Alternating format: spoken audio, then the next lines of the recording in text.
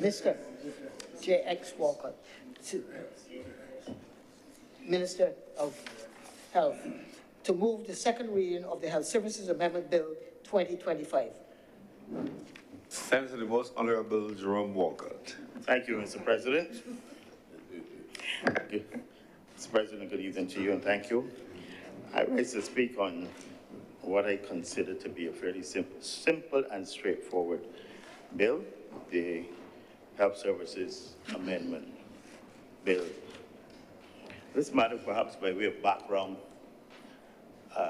is dealing essentially with two, I should describe them as annoying matters. One of them has to do with the proliferation of bush and grass and debris and dumping of garbage illegally around Barbados, and a general untidiness of the country, which I know that all honorable members are concerned about, and we have been speaking about the difficulties in managing this matter. Over the years, government has tried a number of measures. At one stage, the Ministry of Health had a debushing team that worked. I believe the Deputy President would bear me out on this, that every year, 6 monthly, they would go during the rainy season trying to do bush blocks in conjunction with the Ministry of Environmental Health Department. Over time, NCC has taken on this role. Indeed, at this point in time, we have the bushing teams in NCC and in the Ministry of Public Works. But throughout the country, you see the state of affairs, the bush, and the general untidiness of the society. Ministry of Health, of course, is concerned because with this, it comes public health issues. In the bush, in these areas, you can get breeding of the mosquitoes, and we can have a proliferation of vector-borne diseases. And currently, we do have quite a few. We have dengue, we have chikungunya, and we have Zika, all reported in Barbados within the last year or so. And obviously, there's always a problem of rodents and rats and possibilities of leptospirosis. From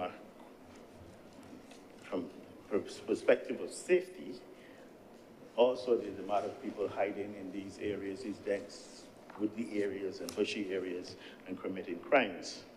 So, and that is definitely a public health concern. The other annoying matter being dealt with in this bill has to do with the, I don't want to say abandonment, but where people have died at the hospital and their bodies have left in some cases for years on claim, no next of kin to be found.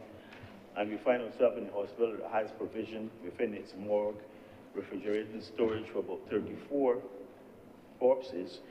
You find that you have, at this point in time, over 50 not being stored in the hospital, but being stored at 2 funeral homes.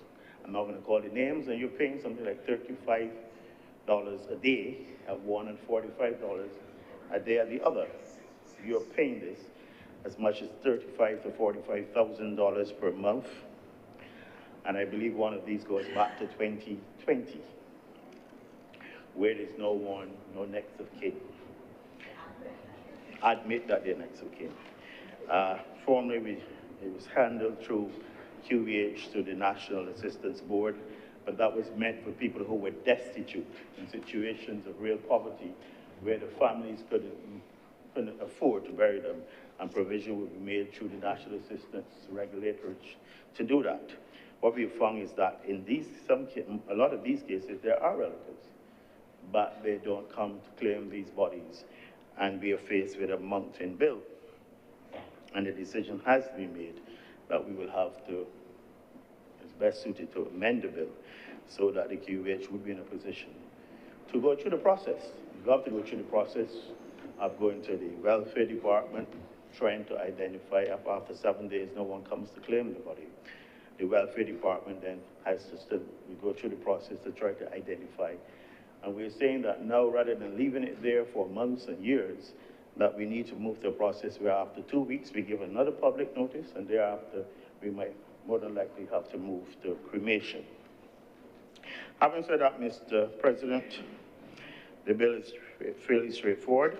It makes provision for administrative penalties and to revise the provisions concerning removal and sanitary disposal of offensive matter, and as I said, to provide for the disposal of dead bodies, abandoned and health services institutions. I should say that this bill went through a whole process of consultations, discussions within the Ministry of Health, Ministry of Housing and Lands, and also the Ministry of Agriculture. And I say agriculture last because during the development of it, we all saw Kawich as a major issue. But once there was a meeting with the farmers in Barbados who have large tracts of land, and they spoke about the issues in trying to deal with Kawich and to control Kawich. And we all know it is extremely resilient. We burn Kawich, but the seeds survive. And they germinate again 2 years later, whatever. And they spoke of how expensive it would be for them, and then to be penalized if they're trying to manage it, that they might spend more money and use more laborers in trying to get rid of Kawich, as opposed to providing agricultural produce. So that was removed, and we've decided that the Ministry of Agriculture will take on the responsibility, and they will now have a Kawich management unit. Yeah. So that has been taken to the Ministry of Agriculture and removed from this because it would have caused dire strain for the farming community. The matter also went to the Joint Select Committee of Parliament, and I know some members of this honorable chamber sat on that Joint Select Committee, and I believe they all signed off in the end, essentially to the bill as it is now. I just want to go briefly through it in terms of some of the amendments in the bill that are involved. We've done a few new definitions to reflect contemporary circumstances, although there's still some definitions in here that I think are a little archaic, like night soil that we're still seeing. But nevertheless, it's there. So there were a number of amendments, but most important in this act, it makes provision for the introduction of, normally under the Health Services Act as it now stands, the environmental health officers and environmental health assistants will visit the property, will see that you're in contravention to the law, and would warn you, issue warning, written warning, second warning, and eventually third time when nothing's happened, they only would have to go to the court. It becomes a criminal offense. And you could well appreciate that it takes up a lot of time going to the magistrate's court. Person's not ready, the defendant's not necessarily ready, and took up a lot of time. However, we pursued it, and I must say that over the last year or so, there've been about over 30 convictions in terms of people being fined. But we thought that took up a lot of manpower when environmental officers and assistants could be doing more valuable work in the community. And so we've introduced a system, in effect, where people, they do administrative fines, a system almost like ticketing. When you get a contravention notice, essentially, that this matter is in breach of the law, you'll be given 21 days to sort it out. Thereafter, the matter of administrative penalties comes into force. Having said that, there's also, you can appeal in certain circumstances. And I must say that certain elderly people and people like this, the Ministry of Health, when they find them, the properties, bushy and all that, we do intervene, because obviously their pensioners and they can't afford to have it sorted out. So it makes provisions for administrative penalties to be imposed for persons in contravention of the Act. And in circumstances where they still refuse, and then the ministry has to get the areas clean, then you will be charged. That is the plan under the amended Act. There are, of course, provisions for people to appeal to these things, in terms of assistance, in terms of a relief board. But more importantly, and it is a matter that we have been looking at for several years, certainly when I was last Minister of Health, the matter of persons who you've had to pay, government has had to clear their lots. the matter of putting it onto their land tax bill. And I think the major amendment in here provides for that they will be charged to your land tax bill, and provision is made for that in this act. And of course, you would appeal then to the Land Tax Board, Relief Board, if you have difficulties with that. So all in all, it is meant to sort of allow you to have some control and hopefully improve the situation, that persons, rather than being penalized and being fined, would be encouraged to clean and clear their lots and maintain them in, I'm not going to say a pristine situation, but as close to pristine as possible, so as to avoid any of these additional charges. As it relates to the disposal of bodies, that was a very simple amendment. That's amendment of section 10, delete section 10(1) by deleting paragraph U and substituting, adding U5, Roman numeral 5, the disposal of dead bodies abandoned at health services institutions. And that dealt with the interment of the dead, the entry of dead bodies into Barbados, the use of dead bodies for teaching of anatomy to medical students, and the inspection of undertaking establishments, morgues, crematoria, and other places. And we've added that on then, the disposal of dead bodies, so as to make that amendment to allow us to be able to dispose of these bodies. In effect, Mr. President, I certainly don't plan to delay the Senate much on this. I believe it is all straightforward. As I said, the regulations are also there. The matter was discussed extensively in the Select Committee, and I see no difficulty in it. I certainly look forward to it being implemented and to see an improvement in Barbados as it relates to the control of this overgrowth of bush all over the country, and harboring in some cases rodents and vectors that transmit diseases. Mr. President, with these few words, I beg that this bill be read a second time. Thank you, Senator, the Most Honorable Jerome Walker. Senator Worrell. Thank you, Mr. President.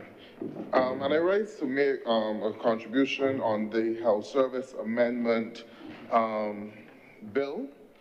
Now, Mr. President, this has been on the paper for quite some time, so I'm glad to see that we are finally disposing of this bill today and the amendment, and also that we were graced with the presence of Senator Walcott and him making a contribution on the matter.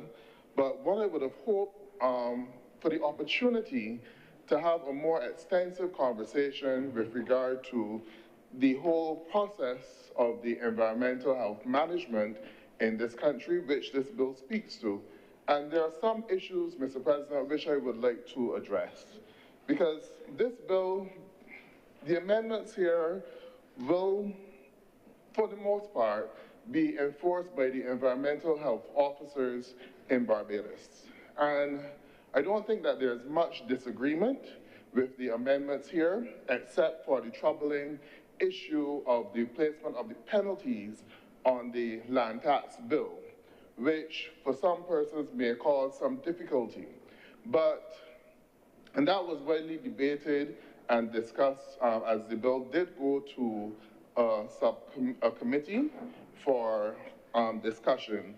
And you had a number of persons, lawyers, who would have had some objections to the penalty being placed on the land tax bill and the issues that that might face, especially in a situation where the government is now auctioning off lands for persons not necessarily paying their land tax.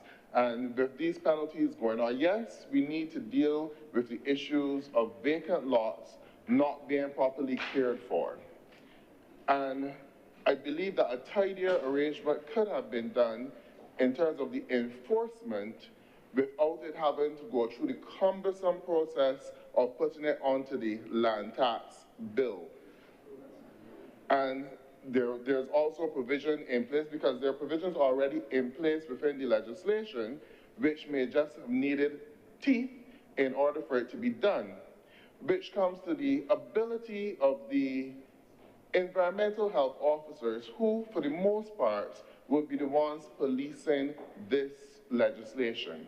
And that is one of the major reasons why you have not had much success in being able to take persons to the magistrate's court or the high court. I believe it's either the magistrate's court or the high court that you would go to, where you have the penalties put on to individuals who do not take care of their properties. That process could have been strengthened. But in order to strengthen that, you need to have the environmental health officers who are there in order to carry out the duties. And that is one of the things which I would have hoped that the minister would spend some time on.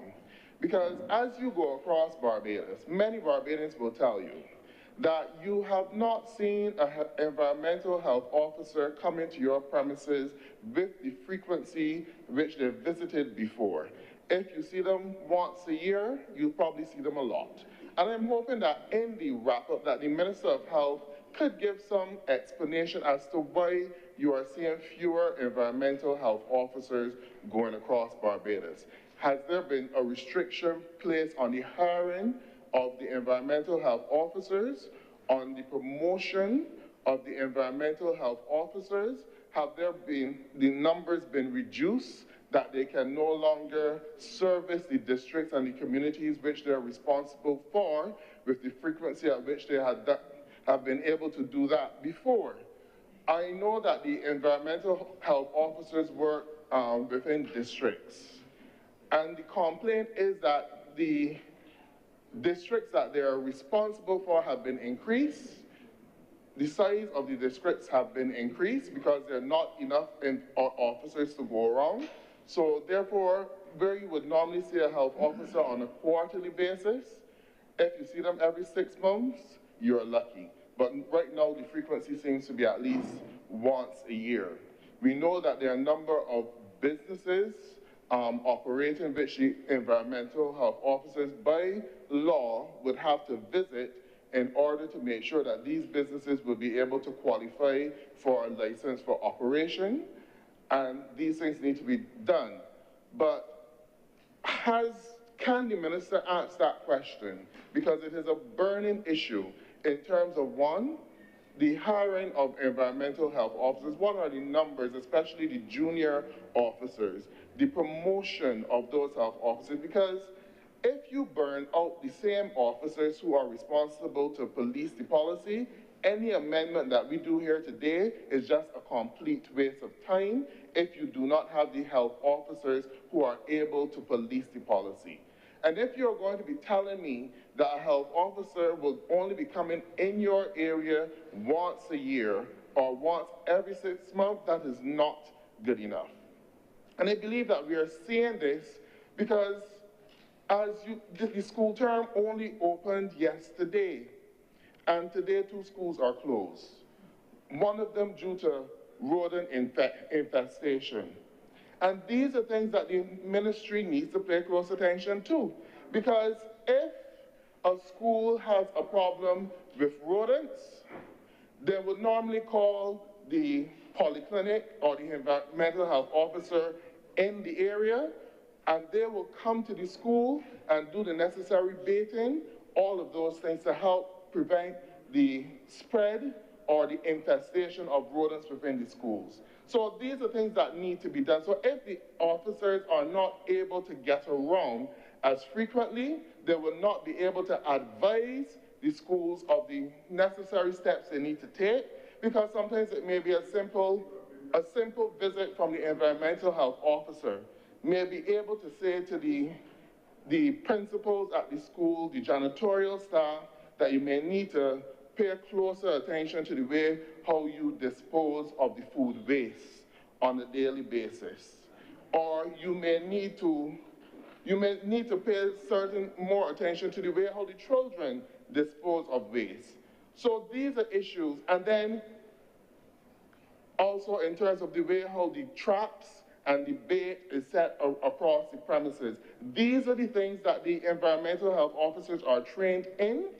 and are able to provide that advice to the principals, the general workers at the school to reduce the incidence of rodent infestation within the schools so that you would not have so many schools being closed. One was closed last term as well, probably more than one.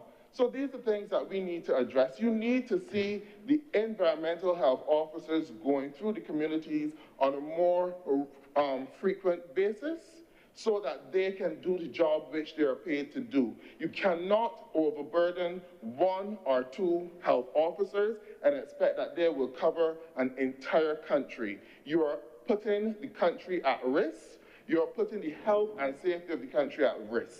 Another area where it comes up, and the minister mentioned it, in terms of dengue, in terms of Zika, all of those vector diseases caused by mosquitoes. And we know the impact that it has on the country. Again, this is the work of the environmental health officers, because going house to house in every single community, don't just send them when there is an outbreak, but we should have enough there that they are able to go even before the outbreak to advise the residents of the correct things to do in terms of the plants. Some people have plants around their homes which they do not recognize may harbor mosquitoes.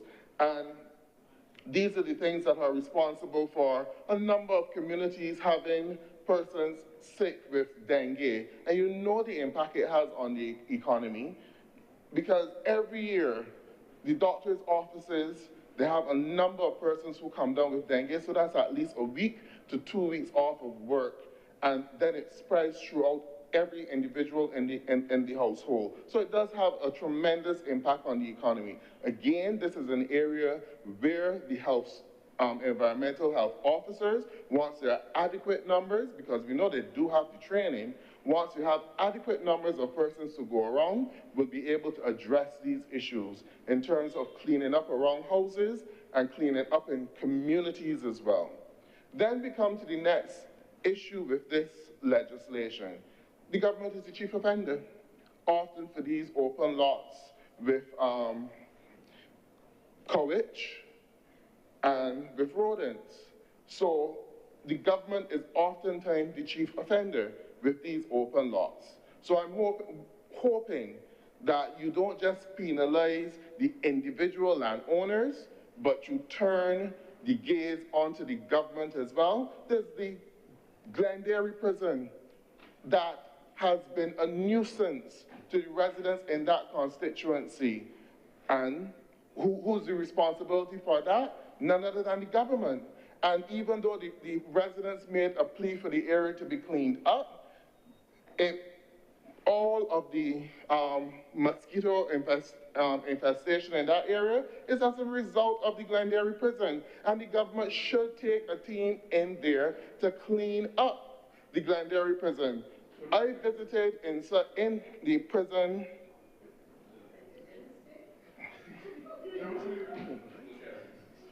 There was a tour organized for parliamentarians into the prison.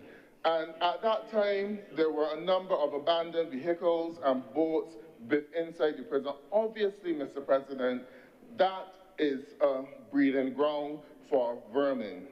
And the government needs to take responsibility to clean up that area.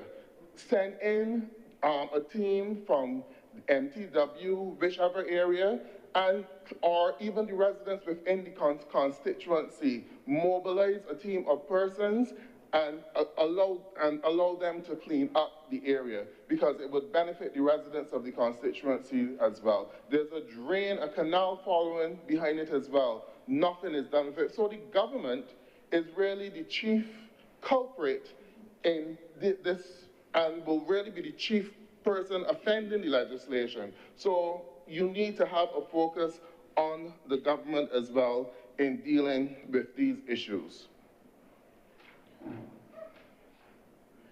Mr. President, I again come to the penalties on the land tax bill.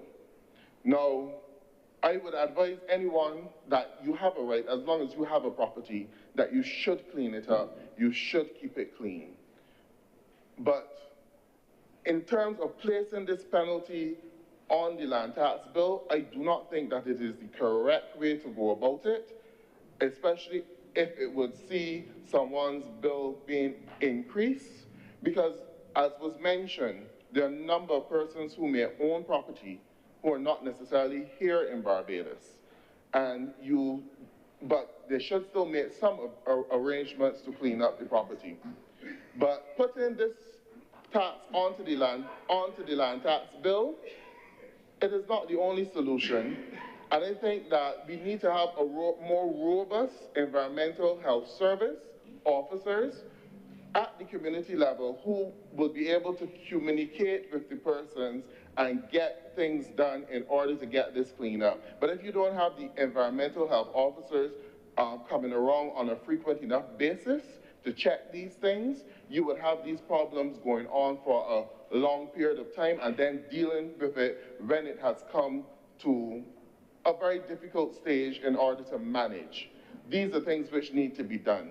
But the main point that I want to make here, Mr. President, is the environmental health officer. I'm hoping to hear from the Senator Walcott when he wraps up in terms of what is the true state of the environmental health officers section. Are there adequate numbers? Have there been any issues in promotion and hiring of persons? Because we're not seeing sufficient environmental health officers going across the country. And that is one of the reasons why we are having so many problems with rodents and with the infestation across the country. And these are things that need to be addressed. And government also needs to develop a plan. How will it deal with all of its properties which are neglected and abandoned? Don't just sell them to foreign investors or give them away to foreign investors, but at least tidy them up so that the people who are around them will not have to bear the impact of the rodents and the infestation, or that they can make adequate use of those facilities as well once they're tidied up. With those few words, Mr. President, I thank you. Thank you very much, Senator Warren. Her Honour Senator, the Most Honourable Henrietta Thompson. I really had not intended to speak, Mr. President. I just want to make a few observations. I'm deeply concerned about the suggestion that government is the principal offender, all responsibility rests with government. Government is not acting on its responsibility, and similar statements which emerged either directly or by deductive reasoning in the remarks made by the Honourable Senator who spoke before me. I nearly said Senator Fluffy, sir, but the Honourable Senator who spoke before me. I am concerned that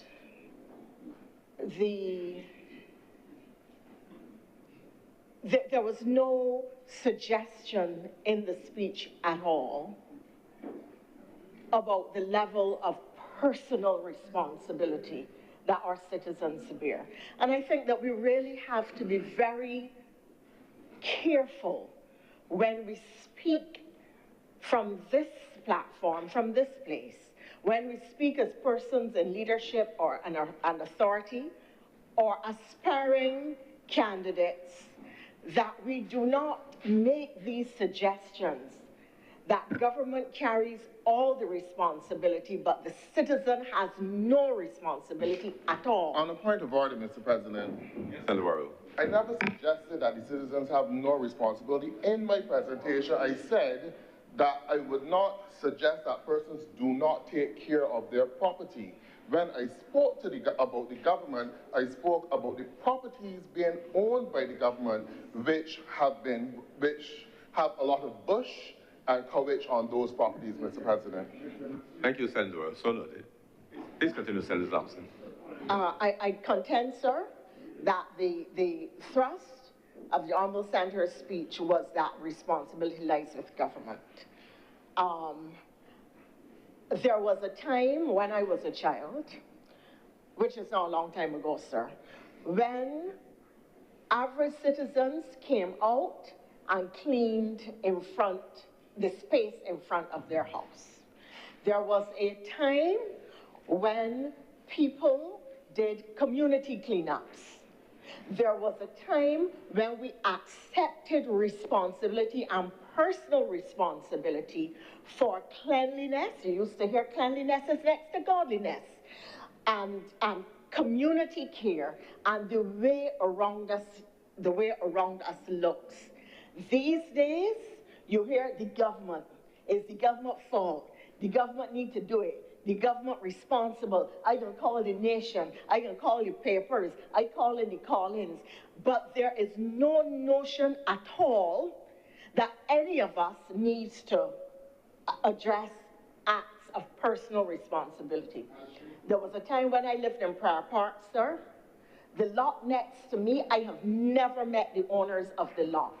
But because it was next to me, because vermin would be running out of it onto my place, and because it was right on the main road, I paid every month. Every month. When I got my lot clean, I paid to keep that clean. Now, sir, there are those who may say, I have more resources. But each of us can do something that keeps around us clean. In the school, when I was a schoolgirl at St. Michael's School, we used to have school cleanups. We were taught that you were not to drop garbage and food all over the school. And we had to clean up. These days, I understand that if you tell children that they have to clean up the school, parents come and say, not my child. What are you doing? My child ain't come in school to clean the place. They got maids, they got general workers. My child ain't here for that. So the children are not taught or encouraged any sense of personal responsibility. I remember, sir, that, yes, at end of term, you had to scrub the desk and help to clean the school. I remember as a very young child, sir, and when I tell you where I was, you will know how long ago this was. I went in Annie Wilson with my mother. So, well, some people here still wouldn't know where Annie Wilson was. I went to Annie Wilson with my mother. Sorry? No, Fogarty's was before me. And Rolla, yeah. I went to Annie Wilson with my mother. And I had a bag of dunks. And I was, a little girl eating these dunks and dropping the seeds behind me. When my mother turned around and saw this trail of seeds, my mother looked at me. She said, Liz, pick up every last one. And my mother walked behind me as I retraced our steps and picked up all the dunk seeds. It was a lesson, sir. It was not to be done. I watched young people and older people, beautifully dressed, they walk the street dropping all kinds of garbage, and their garbage cans along Broad Street. Sometimes you're right, sir, there are 2 steps away, 2 feet from the garbage can. They will still drop it on the sidewalk or in the road. You see lovely motor vehicles driving along, all kinds of things being thrown out of the windows into the communities or wherever they're passing, from fast food boxes and disposable cutlery to unmentionables, sir, coming out of car windows. People don't seem to feel that they have any responsibility because the government got to clean it up, and the government should come behind them and clean it up. Sir, we have to have a different kind of mentality and approach to keeping Barbados clean and to our surroundings. The government does not get sick. The government is you and me. We have to be responsible for personal cleanliness. We have to be responsible for the spaces in which we work.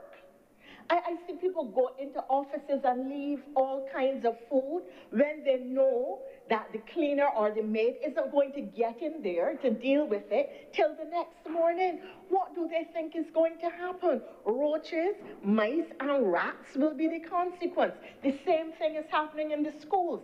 And quite frankly, sir, I do not understand this notion of schools getting overrun with rats or mice and having to shut down. If you see a mouse, a rat, or a roach in your house, you don't abandon your house and move into a hotel. You deal with it.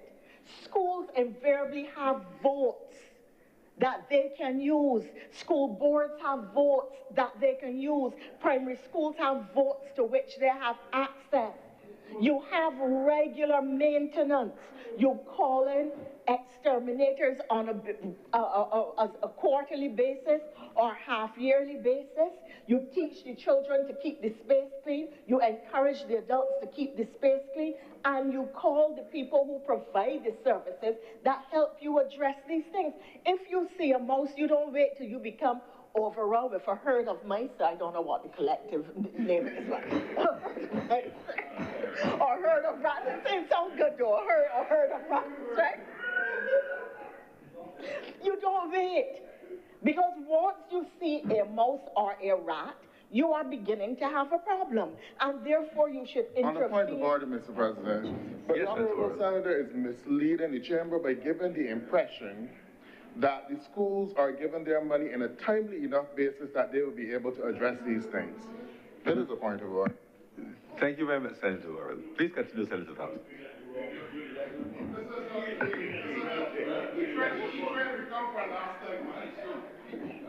On a point of order, sir,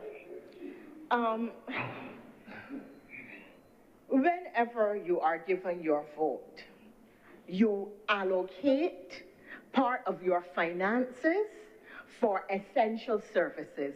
And essential in a building that is occupied by a large number of people, where there may be some element of indiscipline in garbage disposal and so on, has to be exterminators and proper cleaning and so on.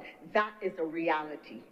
Sir, people allow their lots to get overgrown. I have to admit that I'm responsible for an estate which has a lot. I don't even know where the lot is. So the grass could possibly be taller than me, sir. That's the truth. I don't know where the lot is. I only know the area in which it is. My sister died, my oldest sister. She has land in Barbados. I cannot point it out. So that there are reasons why people's lots do become overgrown. But I do support adding it to the land tax. The reason being that land tax has to be paid, and therefore the fees for cleanup, which will accrue to government, will therefore be covered by what is now an essential service. Because if people are not prepared to pay and do it themselves, or to do it themselves, because people have lawnmowers and weed whackers and stuff, and they could go and clear up. If they're not prepared to do it, then it has to be done if you are going to avoid adverse health impacts, and if you are going to keep the country clean and tidy, and if you're going to maintain your public health standards. So, sir, I just really wanted to say that we have, as a country, to reinforce proper management practices in buildings, whether there are schools or commercial enterprises. We have to encourage personal responsibility for keeping places clean. We have to encourage children to be clean in the way they manage themselves within the school system and how they deal with their waste and dispose of their waste. And we have to encourage all those people who just dump garbage and dump illegally. I live, sir, close to the National Landfill. The road to my house, people just come up there, they dump coconuts. If you go up there now, sir, when I passed this morning, there was an old bedstead, a fridge, a stove, a bathtub, several sets of coconuts, and some unidentifiable matter that you would have to search to really give a name to, but a lot of it running a stretch of road, sir, for about 150 yards, where the landfill is perhaps quarter mile away, but people come there and dump. And people who are being paid to carry loads to the landfill dump them illegally. Coconut vendors who make quite a lot of money. There's no tipping fee at the landfill.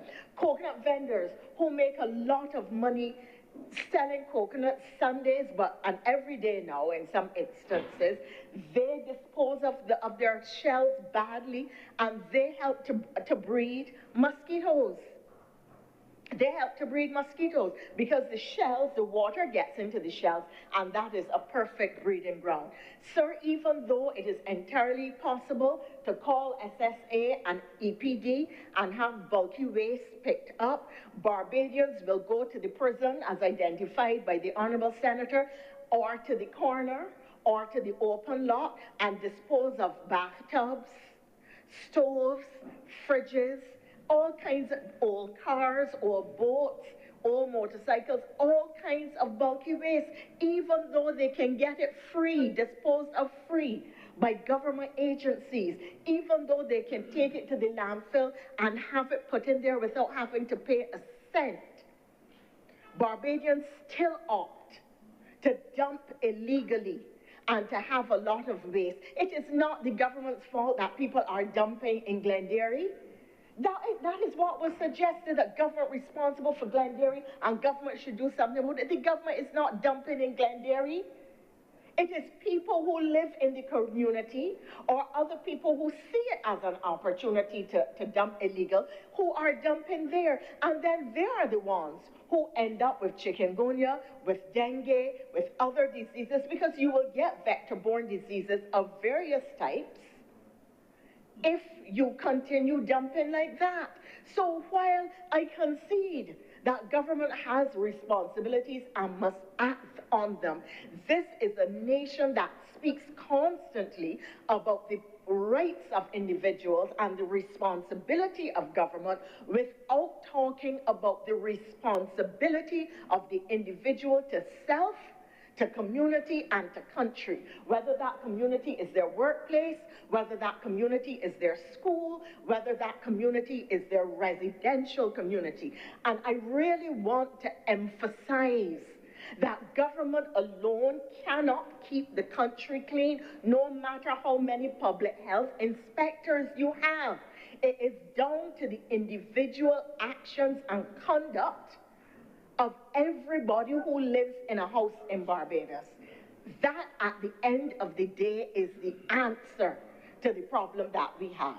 That is not to say government must not do its work. I would never defend government agencies for not doing what they should. But no matter how many public health inspectors you have, they cannot, with the best will of the world, stop the individual who is determined to put their old stove up in the gully.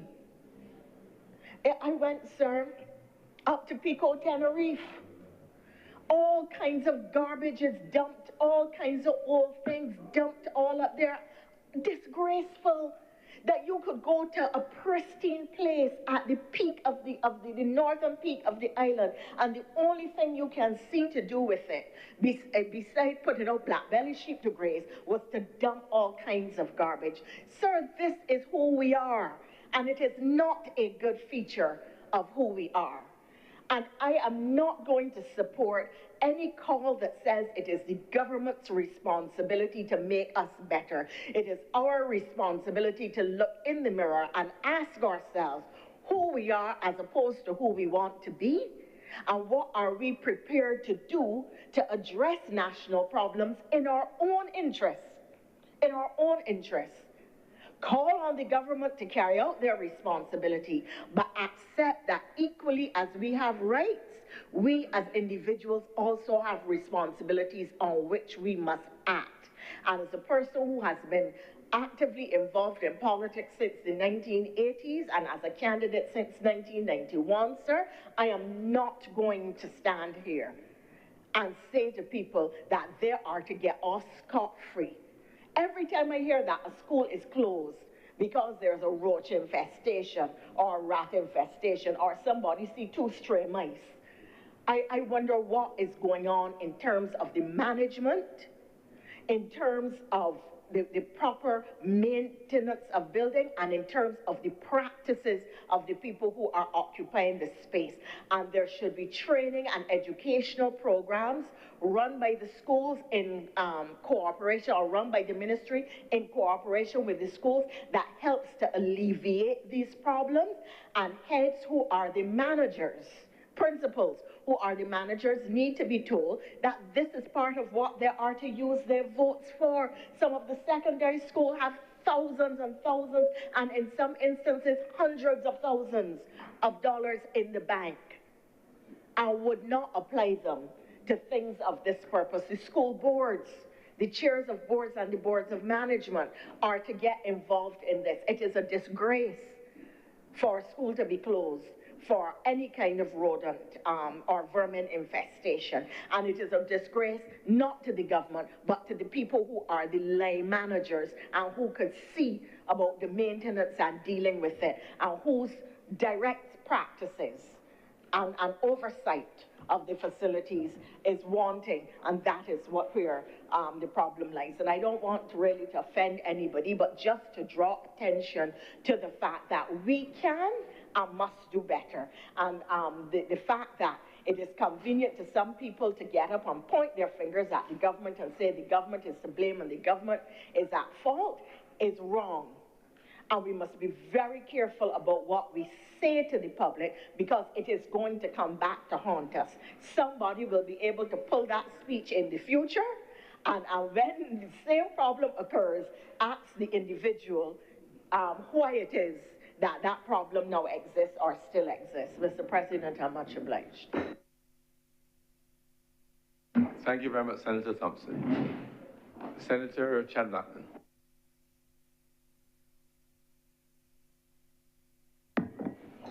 Thank you very much, Mr. President. I rise very briefly to support the bill, but equally to treat to a number of issues with respect to the cleanliness, not just of the country, but in particular to our schools. You constantly hear in the news and you hear on social media across the landscape of the country from time to time that a lot of our schools are being affected by what we all grew up knowing as COVID. And I first want to commend the ministry with responsibility for health for having the fortitude to set up the COVID management unit. And why am I saying this? A lot of the issues surrounding COVID manifest not just in the households and businesses, but equally in our school system. Of course, it affects directly our teachers, our students, our ancillary staff, and those who come to do business at the school. And why is this important? I've seen today, funny enough, Mr. President marks exactly 2 months, 8 weeks, having now been at the helm of the Education Ministry. And in that short period of time, even though it feels like a long period of time, I've been able to realize a lot of the issues that sometimes you see on the outer banks of things. When you get closer, they're not as straightforward as they may appear. And therefore, relative to the issue of COVID, I've seen, for example, a number of schools had to be closed recently with respect to being affected by COVID. And I want to break it down into 2 parts. COVID can affect the school if it's in its close proximity. But equally, as I've seen recently, a number of schools were affected downwind, miles away from where COVID was present, because the wind can pick it up and it can take it over a long distance. And the school or schools or households or businesses, wherever it lands, can also be significantly affected. So therefore, Minister Walker, Senator Walker was absolutely correct with respect to the country now has to learn how to deal with COVID, learn how to live with it, of course, and manage it, and it therefore requires us to take a greater role in helping the country itself to be able to manage this process. So one, households have to be, of course, aware how to treat to it, and perhaps, Senator, I'm sure it's in consideration already, the public relations as to how communities, community groups can play their part in being able to help the ministry and the government with respect to the management. But I also want to speak to the issue of cleanliness. Our Deputy President, when she took the floor, made mention of the responsibility that we as a society and ourselves have with respect to cleanliness. And I say that on the basis that when you look to our counterparts in the education system in Japan, at the earliest stage, they take pride, and it's done through school policy, government policy, but they encourage their young people to take ownership in cleaning their surroundings. And why am I saying this? Because one, I'm not saying that we have to go the road of making that a policy, because of course there are different societal realities. But we have to encourage as a country our people at the earliest stage of their development to be able to take pride in their surroundings. Our motto speaks to it. Pride and industry. Pride doesn't only mean being proud of producing the world's greatest cricketers or doing business, etc. Pride also means taking ownership in ensuring that your surroundings are in pristine condition. Issues of deportment, how you conduct yourself. And therefore it transcends many of the areas that we're talking about this afternoon. But I also want to go a bit further with respect to cleanliness. In that short or long, depends on how you see it, Mr. President, 8 weeks in the ministry, I've had to encounter frontally the issue of mice and once or twice rats in our schools. And at the onset, you may think and be tempted to believe that our schools are dirty, and that is not the case. In most of the scenarios where I've gone to the schools and our team have gone to the schools, supported by the vector unit of the Ministry of Health and Wellness, there were surrounding areas of the school plant, or school plants across the country, which were overgrown with bush. And as a result, the vector team pointed out to the ministry that the rats find safe harbor in those areas of bush. And therefore, this bill comes at a time, therefore, when the ministry is frontally ensuring that our teachers and our children in schools can go to school and do work and learn in a conducive and safe environment, and equally trying to make sure that our physical plant is fit for purpose for learning and doing business. And therefore,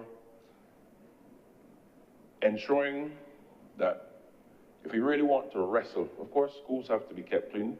We have to continue to do so, particularly in circumstances where a child may leave a banana peel here or may not necessarily put it into the place where he may want or need to put it. They're children, and they'll learn, and sometimes they do things that they ought not to do, but that's part of the development. But we as the older part of society have to ensure that our systems can treat to that.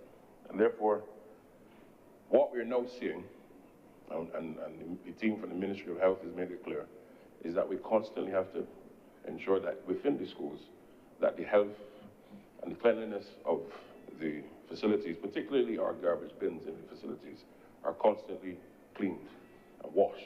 Because why? Rodents find safe harbor in these things. And with respect to the current reality, the ministry has taken a very strong and frontal position to make sure that we will not put the safety of our teachers and students and the public who come to the school at risk. And only today, of course, today is the first day of the teaching of the third term. And as you've heard and as you've seen, there were 2 schools which had to, well, remain closed and will open tomorrow because of vector issues. But I only want to encourage you, Mr. President, and those listening to today's editorial in one of our daily newspapers, which commended the ministry for its action that it took yesterday and this morning.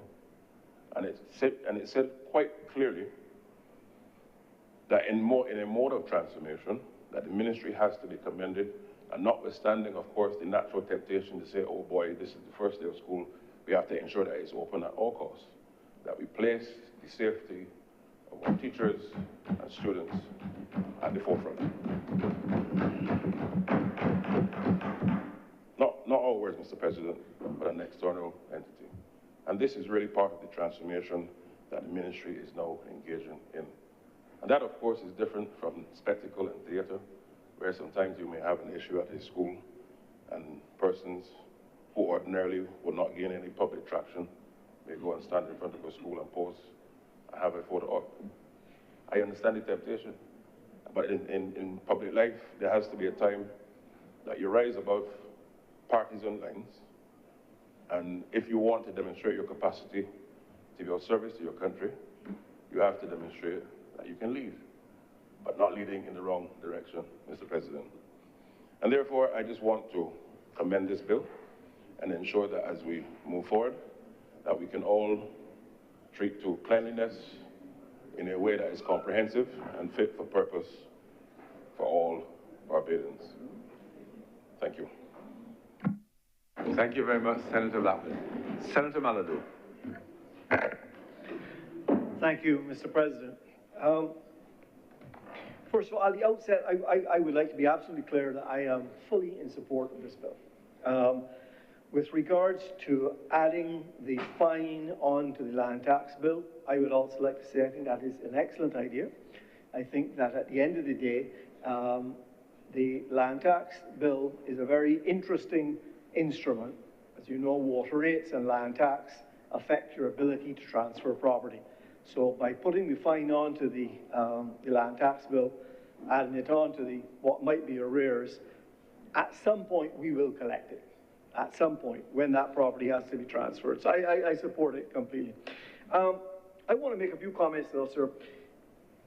As in your opening general remarks, Senator Walcott made it very clear that what this bill was about, the beautification of the island, and I completely agree with you, completely agree. For our own enjoyment of Barbadians, for our own quality of life, for our tourism-based economy.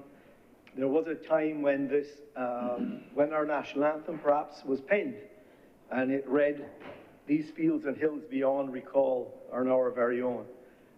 I am not a poet, and maybe the songwriter, Senator King, could do a better job, but I fear that we might change those words to something else, which I will not suggest today, but you might, if we don't fix this problem, it is certainly not the fields and hills beyond recall. And the other challenge, sir, that has, why this has come about, a lot of it is that much of our agricultural land, thousands of acres of our agricultural land, which at one point in time was profitable as sugarcane, is not profitable as sugarcane today, and it has fallen into bush. We know that this is a problem. But the more of that land that we can put back into profitable agriculture, or even if it is not profitable and we have in some ways to subsidize it, it may well be cheaper for us to subsidize local agriculture as a substitute for import, as well as avoid having to debush all of this land, as well as to avoid all of the vector control and the other issues that we have with it. I would much prefer to see an unprofitable field of something than a big field of bush that I have to pay for the same cost just to keep it clean. But sir, there are three other areas within this bill that I would like to draw specific attention to, or perhaps attention that they were not mentioned specifically, or maybe not emphasized as much as I would like to see. Sir, there are hundreds, if not closer to 1,000 or maybe more, derelict vehicles all over this island. And I think that we need to address that somewhere. And I thought perhaps this might have been the piece of legislation that we could have addressed it. And what I would like to suggest is that, because those derelict vehicles, all of them, many of them, have also toxic chemicals in them that are left in it, whether it be the oil or the hydraulic fluids or the plastics or the various things. And over time, as they deteriorate, they create a second problem, not just a place where that can harbor these vectors, and look unsightly, but it also is permanently damaging the environment that we're in. But sir, all of these vehicles have chassis numbers, and we all know who it was last owned by. And I don't plan today, sir, to tell you what that legislation should look like, but I'm suggesting that we could perhaps look at this, and we could recognize that when a vehicle is removed off the road, which was a requirement, it used to be, because you would tell the chief licensing officer that you're removing a vehicle off the road, you would have a certain period in which to then demonstrate that it has been disposed of in some way, okay?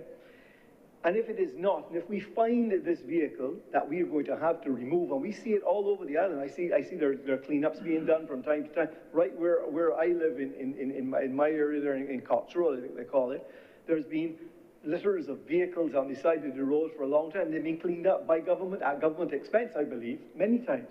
But each one of them has a chassis number, which can be identified back to the last owner. And if it was not the last owner, that means it was transferred ownership without it being recorded. So I would go that way as well. And I'd like to suggest that the derelict vehicles is something that we could also look at. We as a country, we as a people cannot be proud to see the amount of, a derelict vehicle is just as bad as any other piece of garbage that you can leave around the place. In fact, it's probably worse. The second area, sir, that I would like to touch on, which I have touched on before, and I will say that I have been cooperating with the Minister of Health on this and through members in the ministry, but I would like to use this public forum to speak about an alternative solution to the control of mosquitoes on the island. And I personally got involved in this 9-10 months ago and have suggested that there are other solutions other than fogging. There are solutions that are now proven around the world in Brazil, they're proven in Florida, and if you can get something past the Ministry of the Environment in the United States of America, chances are it might be good enough for us here, that we can control the Aedes aegypti mosquito without fogging and killing everything else indiscriminately, and perhaps even hurting ourselves when we have to breathe in that, what I believe it is, sometimes raw diesel that's being vaporized in order to do it. So I do hope that the ministry will continue what started, but perhaps is not moving at the pace that I would like to see it at, into the investigation into alternative ways of controlling the Aedes aegypti mosquito. The most recent literature written on this, and I'll quote from it, came from the website of the firm called Oxitec, which has been doing all of this work in the genetic modified mosquitoes, which simply cannot reproduce. And once it can't reproduce, that means that the entire population very quickly is eradicated. But on their website, Oxitec, it says, unfortunately, existing methods of controlling Aedes aegypti, such as spraying or fogging using chemical insecticides, have failed to prevent the spread of disease. This is particularly because Aedes aegypti has developed resistance to insecticides, rendering many common chemicals less effective in controlling the mosquito. It is also an aggressive day biter and thrives in urban environments. So I do hope, sir, my second point is that we would look at alternatives to the widespread fogging, which, as I mentioned before, has its own drawbacks. Lastly, a subject that I've spoken on, but again I think is relevant to the bill in front of us, Mr. President, is drainage. The problems with drainage, again, which have come about when we were a manicured island of agriculture and you had profitable plantations. They were all working hard to keep the suck wells clean. I've spoken about this before many times, and I was hopeful in the same way that we can find a fine to place on someone who is not cleaning their land, and they should, and they have a responsibility. And as Senator Thompson has said, this is a personal responsibility. It's not the government's responsibility. You own that land. You have a personal responsibility to your neighbor, to yourself, to your family. But in the same way that we can fine someone for bad behavior, can we not do the same thing and reward those for good behavior? And if you have land and it has Suckwell on it, and you keep it clean, you should be rewarded. You are doing a national service. You're capturing the rainwater, you're putting it back into the aquifer. And the same, Senator Thompson reminded us in an earlier presentation today, when we were speaking about large ocean states, the responsibility of the sea and all of that we have a responsibility. We have the ability to capture that water. If we do not do it, the runoff from that, it takes the topsoil with it. It captures at different times in pools. It breeds the mosquitoes. It feeds the rats, etc. Let us, again, I am calling, this time through the Minister of Health, Senator Walcott, that we could have an incentive on those landowners who have the suck wells, which are so well documented within the ministry, that if they are kept clean, there's an incentive for doing that. You're doing a national service to the country in doing that. So those are the three things I wanted to mention about in this bill, sir. But, sir, before I close, a number of people, I believe, Senator Blackman rose to speak about discipline and the challenges. I believe another senator spoke about it as well. Sir, this is the first opportunity that I'm having to speak since there have been a number of very horrendous crimes, I would say, in Barbados. I don't know how else to say it. Gun crimes. And I personally feel, I want to go out on a limb here with you today, and I want to tie this back to what we're talking about in terms of discipline, is that when we get to the point of a gun crime in Barbados, that is the end of a long period of indiscipline. That's not the problem there that we need to solve. And when I think about that, and while I may have gotten your applause there just now, I suspect I won't get it for this one, I want to say to you that this government has won 2 general elections, 30 love. It has won a by-election, 1-0. It has won 61 of the last 61 seats that were up for offer. In fact, the current leader of the opposition in the other place was elected on the current government's slate. That mandate that this government has had, they have used it many times, sir. They've spoken about it many times. They have used it to do what is essential immediately. And when I sit here in this Senate, sir, today the 59th sitting, by my estimation, we have passed approximately 100 new pieces of legislation or changes to legislation, 100. And if you look at those, I could be wrong, so if you go back and add them, I'm wrong, I apologize, but it's about 100. If you actually look at them, you can tell from that what the government's legislative agenda is, the things that they choose to focus on, sir. I assume I will be right in saying that. That's what they have chosen to focus on. So here's where I will go out onto a limb and say, what would happen, what would I do, sir, if I had that 61-0 mandate? I had that authority. What would I choose to do? What if I was king for a day? Is that how they say it, right? What if I was king for a day? And sir, for me, if I one day and I had one thing that I could do, I think I would want to address the issue of crime in Barbados. And as I said earlier, I believe that that has come from indiscipline that starts very early. And I have seen it as it works its way from lateness into the school, not dressing properly into the school, not being corrected in the school. When I went to school at Harrison College, that great place in Crumpton Street, thank you. Excellent. I know. I know exactly the audience I'm speaking to. That great place, Harrison College. I could not be found walking across as a boy in short pants, walking anywhere in that school with my socks had fallen down below my calves. That story of pull up your socks, I mean, it means many things, but it meant something there. Those socks had to be up. We had to wear garters. You had to have those socks up. That was the level of uniformity, of discipline that you had to have. I don't see that today. Even when you went to play soccer, play football, as I call it, to play football at lunchtime, by the time you ran around for 2 or 3 minutes, your socks were done by your ankles. But before you left that field and went back to the classroom, pull up your socks.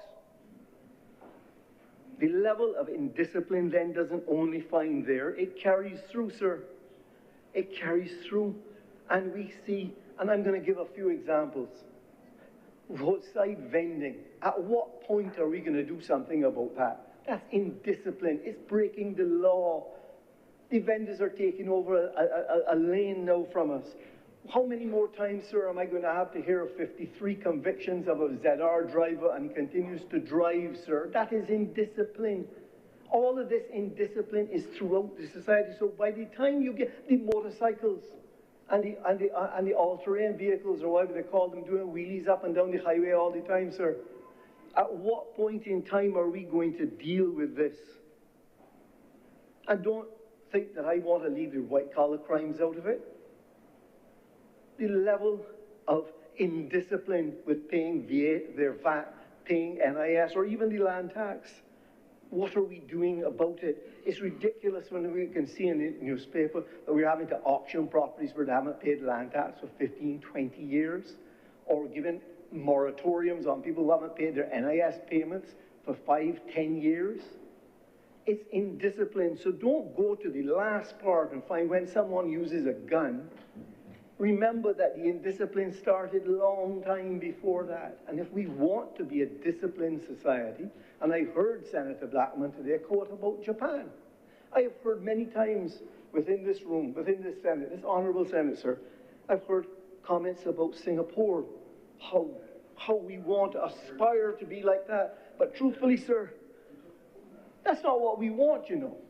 If you actually look at the laws we pass and what we enforce, that's not what we want.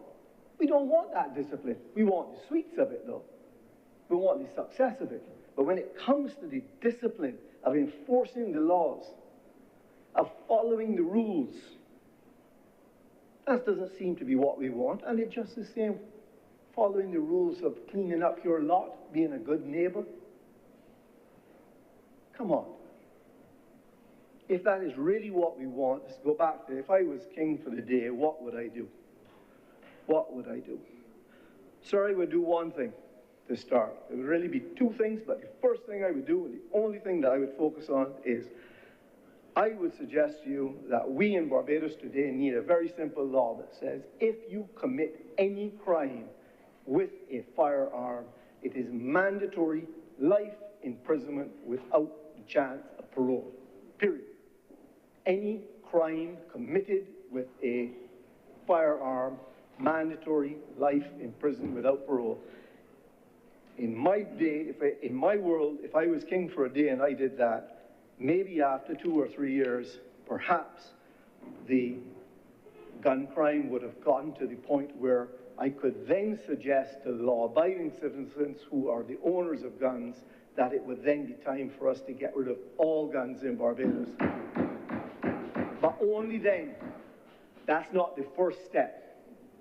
Because if you make that the first step, all that will happen is that law-abiding citizens will have no guns and the criminals still will.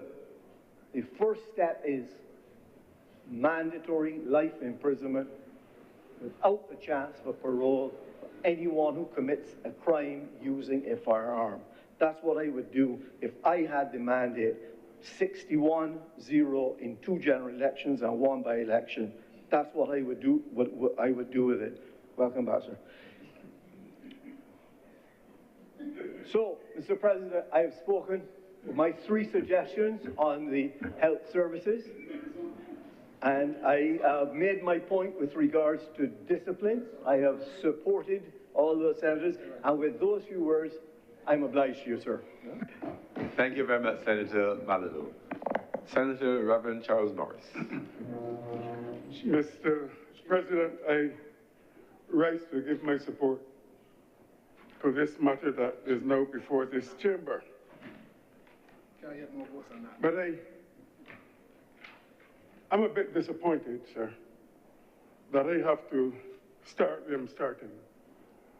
And that is to condemn a situation in which the government is totally blamed for a lot of the indiscipline that is going on in Barbados, especially in terms of cleanliness. Environmental officers, there are no environmental officers, so the government is to blame. Outside the streets, the dirty, the government is to blame. But I want to say, sir, that there are 1 or 2 things that we are missing. I believe that constitutions everywhere give persons the right to property. But equally, we are also human beings, social beings, who depend on and relate to one another. Even though we have these constitutional rights, we also have a responsibility towards one another. That is where our relationships and interdependence comes in. And I believe that if we have the right to own property, we have the responsibility to keep that property clean. A responsibility to ourselves because, 1, it is ours, and as you know, cleanliness is next to godliness, even next to goodliness. But you also have a responsibility to your neighbor, the other property that is beside you. Because if you fail to keep your own property clean, you not only devalue your property, but you also devalue the property of your neighbor. And that is where, in my view, responsibility comes in. But sir, as Senator Malauulu said, this thing started right before our very eyes, and we allowed it to happen. I want to take our minds back to the schools. I'm sure Senator Monroe Knight will understand what I'm saying. Some time ago, a principal said to a child, pick up that piece of paper. I don't know if y'all remember this, sir. And the child refused and talked about rights. And the child brought in the parents. And there was confusion at the school. I know, sir, because I used to teach evening class, adult education classes there. There was confusion in the schools. And then we had child rights advocates, not the bona fide ones, sir. The ones who appointed themselves as child rights advocates, going to the school and telling the children that they don't have to do it, including some of the parents. So some of us adults are encouraging the students and the children in this type of untidiness. And now it has reached a stage. I remember very well, sir. I remember. You may not, but I do. That's why I did history. So when I was going to school, it was a joy to have to clean the desks and the benches. We used to go and... and exactly. You used to see, you know, sometimes you would see a desk marker. Gregory loves Elizabeth.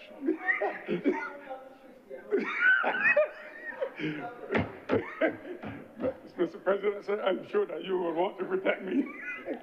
You used to see that. But seriously, I used to take delight in going in the bathroom, or toilet we used to call it, changing our clothes on the wrong side, and coming back and cleaning the furniture, the desk, and the benches on which we sat. That was fun for us. But it was also part of our upbringing, because right in the school there was a sign, cleanliness is next to godliness. We have come through we have taken a long journey with all of this. We have people living here with their properties not clean. There's also the people who live overseas and the property is not clean. But I also know of persons who live overseas. Their properties are cleaned every month. And the one beside them belong to locals, are untidy, are not clean, are bush. And yet, we want to blame a government for everything that goes wrong in this country. The firearms, we want the shooting, the crime, we want to blame government for. I agree with Dr. Senator Malou. When it reaches that stage, they should be punished. I don't believe in hanging those, sir. So I agree with you. Just put them in prison for life. I know that students in our school, sorry, I went on a bit too fast, but sir, I also know that some sort of penalty needs to be placed on those who do not take care of their properties. I have no problem with attaching it to the land tax bill. But to suggest that you should not attach it to the land tax bill, but ask the people overseas to clean their land, but this is the very reason you're putting it on the land tax bill, or anybody anywhere to put it on the land tax bill. So I agree, sir, with this legislation which seeks to bring not only some sort of discipline, but make people aware of their responsibility. There's always the issue of rats. And I am sure that the Honorable Senator of the Opposition is well qualified to speak about rats. I have no doubt. I have no doubt. And if there's some in Parliament, they need to be removed too. I'm sure he would agree with me. But it is also our responsibility to ensure that every building is kept clean of rats. And I'm sure that the citizens of this country will ensure that every building is kept clear of rats. But you want to blame, again, the government. Are you sure, sir, it is the government responsible for the rats? Are you sure? So I want to say to you, to entire Barbados, that we need, there are some things that worked for us in the past. There was nothing wrong with them. Yes, like Santa Maria, I hear people talk about Singapore. I hear people talk about how things are done, how clean it is. There was a time, sir, when I read it, and somebody wrote about it in the papers, when they could not even chew chewing gum, and if those who, they still can. Because people were taking the chewing gum and sticking them on to places, to seats. Are we prepared to do those things? And these are the questions we have to ask ourselves. When we talk about discipline, are we prepared to do the things that are necessary for good behavior, for human cleanliness? Are we prepared to encourage it? Because if we can't encourage it, and if we encourage indiscipline, then we will only reap havoc. So, sir, I want, with those few words, to lend my total support to this bill. Thank you, sir.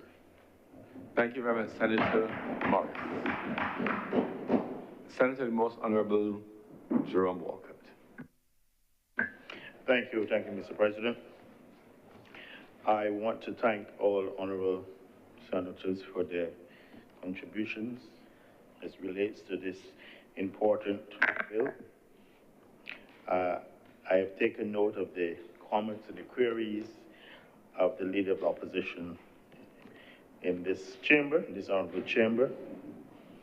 Suffice it to say, we are active recruiting environmental officers and environmental health assistants, and that perhaps he has any in his, well, he's canvassing in St. Michael's Central, now that he's left St. John, perhaps he could certainly get the information to the Ministry of Health, and we will see how we can accommodate him. Knowing that he obviously shows a keen interest in matters of environmental health and indeed food safety and good cleanliness and hygiene as it relates to food businesses. I would not sit here and allow the hard-working environmental officers of the Vector Unit to be criticized unduly, because they go beyond, well beyond the call of duty to ensure, you can't hear me? Mr. President, I know you can hear me. But I get the impression that the honorable member is a little hard of hearing since the shouting yesterday evening that he had to endure.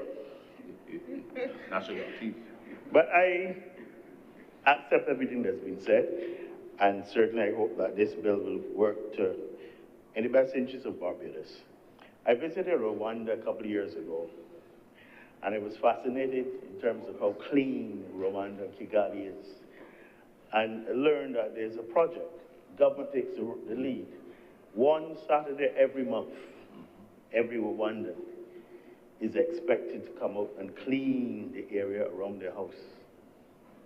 And you can see, when you fly into Kigali, you can see the difference that this has made. The point that you were making, Senator Malalu, that it is every individual who has a role to play in this process. As related to derelict vehicles, the Act already covers that, but that is dealt with by EPD, utilizing the Health Services Act. And they have a portal on their website, I'm told, that in which you can go on it live and report derelict vehicles and derelict houses and give the information, and they act on it subsequently. Your suggestion regarding subsidized agriculture is an interesting one, and one that perhaps merits some further discussion. But all in all, I want to thank you all for your words of support, and I assume that the same sort of words of support, I assume naturally that the opposition leader in here is supportive of this bill. And I want to thank them all, and I beg that this bill be now read a second time.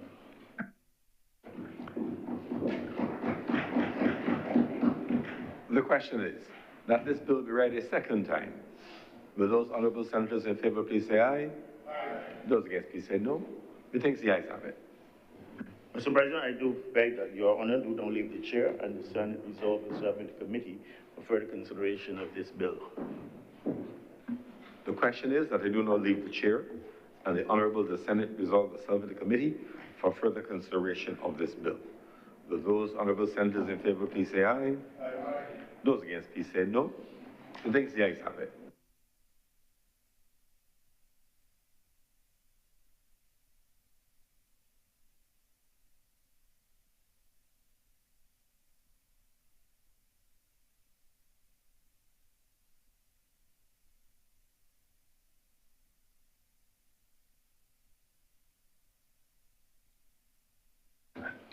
The Senate is now in committee.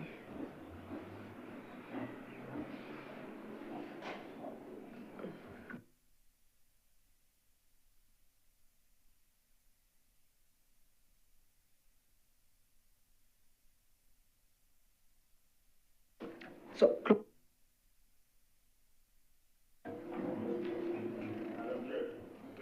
that clause 1 stand part. The question is that clause 1 do now stand part. Will all honourable senators in favour please say aye? Aye. Those against, would you please say no? The ayes have it. Clause 2. Madam Chair, I beg to move that clause 2 stand part. The question is that clause 2 do now stand part. Will all honourable senators in favour please say aye? Aye. Those against, would you please say no? The ayes have it. Clause 3. Madam Chair, I beg to move that clause 3 stand part. The question is that clause 3 do now stand part. Will all honourable senators in favour please say aye? Aye. Those against, would you please say no? The ayes have it. Clause 4. Madam Chair, I beg to move that clause 4 stand part. The question is that clause 4 do now stand part. Will all honourable senators in favour please say aye? Aye. Those against, would you please say no? The ayes have it. Clause 5. Madam Chair, I beg to move that clause 5 stand part. The question is that clause 5 do now stand part. Will all honourable senators in favour please say aye? Those against, would you please say no? The ayes have it. Clause 6. Madam Chair, I beg to move that clause 6 stand part. The question is that clause 6 do now stand part. Will all honourable senators in favour please say aye? Aye. Those against, would you please say no? The ayes have it. Clause 7. Madam Chair, I beg to move that clause 7 stand part. The question is that clause 7 do now stand part. Will all honourable senators in favour please say aye? Aye. And those against, would you please say no? The ayes have it. The schedule. Madam Chair, I beg to move that the schedule be the schedule to the bill. The question is that the schedule be now the schedule to the bill. Will all honourable senators in favour please say aye? Aye. Those against, would you please say no? The ayes have it. Madam Chair, I beg to move that you do now report to His Honour the President the passing of one bill in committee. The question is that I do now report to His Honour the President the passing of one bill in committee. Will all honourable senators in favour please say aye? Aye. Those against, please say no. The ayes have it.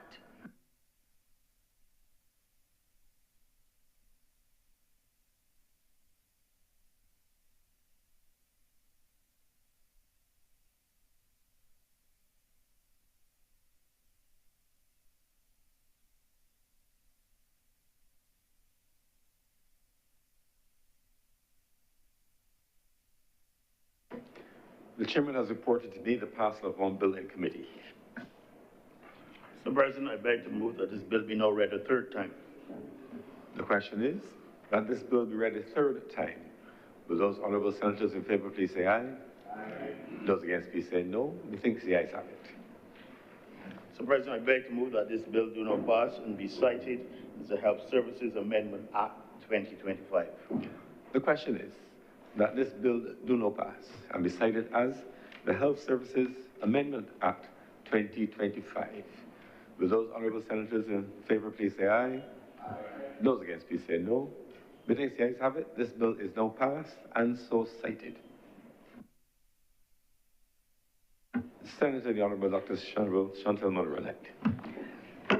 Mr. President, that brings us to the end of government business for the day. I beg to move that the Senate do now adjourn until Wednesday, April 30th at 11 a.m.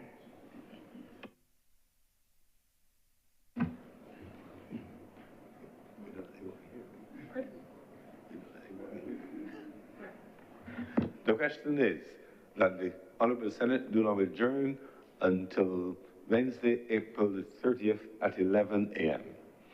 Will those honourable senators in favour please say aye? Aye. Those against please say no. Methinks the ayes have it.